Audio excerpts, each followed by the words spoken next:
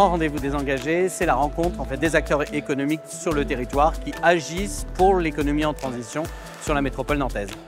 Cette troisième édition, elle réunit à la fois les pionniers des démarches de RSE, d'économie sociale et solidaire, et puis l'ensemble de celles et ceux qui rejoignent cette aventure. Je trouve que la population ici, je les sens engagés dans les enjeux. Beaucoup m'ont parlé des enjeux RSE. On a vécu des expériences, on a interagi justement au cœur de l'humain, du fonctionnement de l'humain avec cette porte d'entrée que sont les biais cognitifs. Ce que je trouve intéressant, c'est que ça mixe des acteurs avec des activités et des statuts assez différents.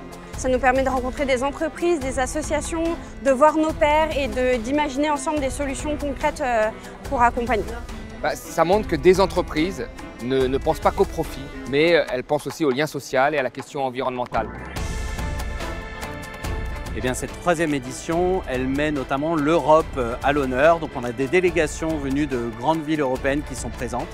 C'est important qu'il y ait une matinée consacrée à l'Europe. Je pense que c'est important de comprendre pour nous aussi qu'est-ce qui se passe au niveau local et comment mieux collaborer. C'est important de dire à l'échelle européenne parce qu'il faut apprendre des autres villes qui sont confrontées aux mêmes problématiques et c'est important effectivement aussi d'apprendre d'eux, d'agir ensemble et avoir une transition plus juste et plus durable.